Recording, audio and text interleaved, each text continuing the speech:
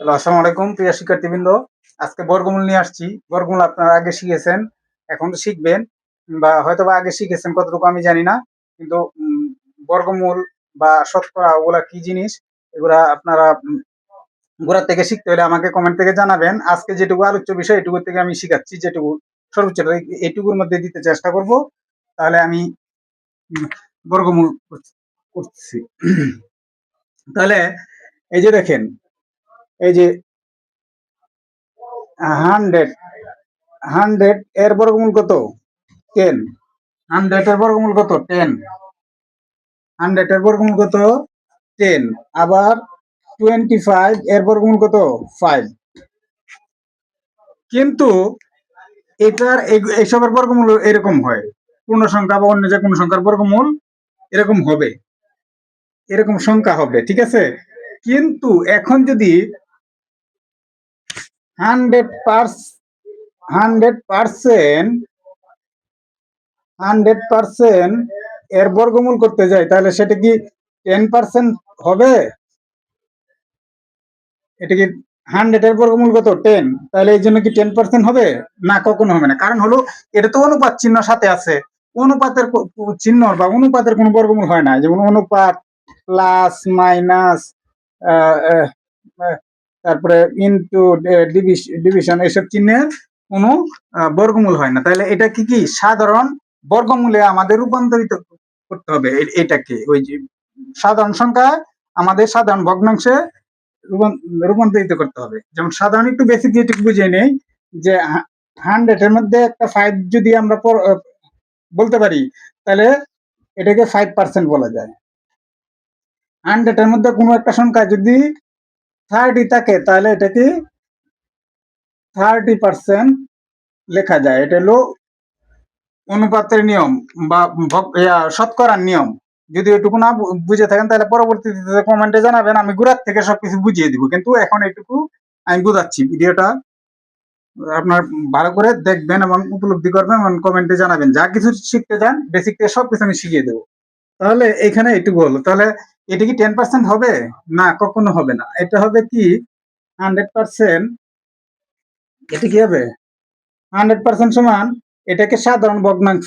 তাহলে যেহেতু 100%, তাহলে না 100 এর মধ্যে 100,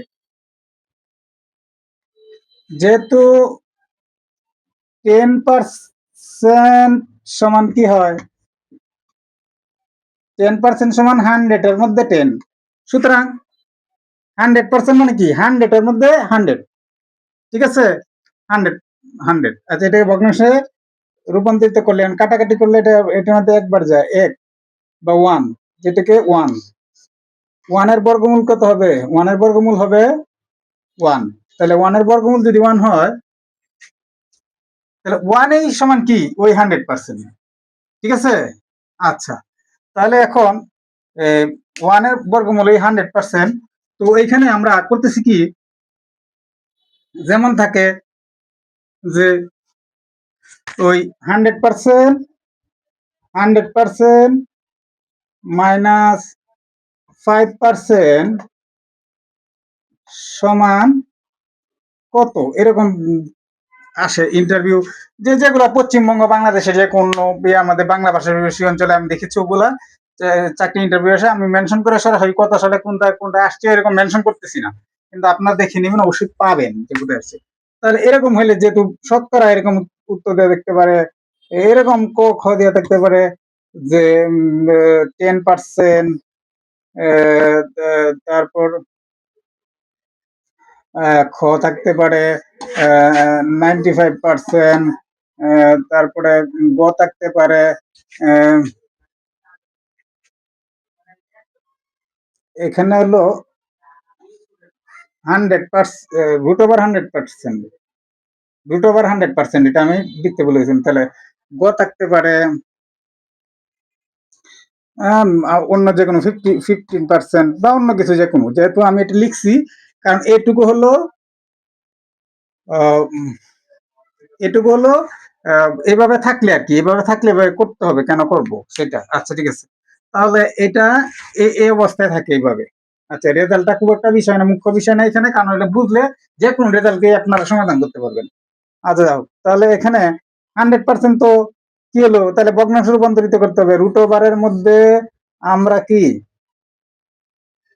100/100 লিখে ফেললাম, লিখে ফেলাতে এখানে 5%টা স্টিল নাও রেখে দিলাম। তাহলে এখানে এখানে কত হবে, এটা কাটলে 1 হবে। তাহলে এখানে কি হতে হবে, রুট ওভার 1 মাইনাস 5%। তাহলে 1 মাইনাস 5% সমান 1 মানে কি, 1 মানে কি 100%। এই যে এটা আবার 100 দেয়া উপরে নিচে 100 দিয়ে গুণ করতে হবে আমাদের, 100 দেয়া উপরে নিচে কি গুণ করতে হবে। তাহলে কি হবে, তাহলে 100/100 100 100 এক দিয়ে এটা গুণ করলে এতই হয়। তাহলে কি হবে, তাহলে এটা কি হবে 100%।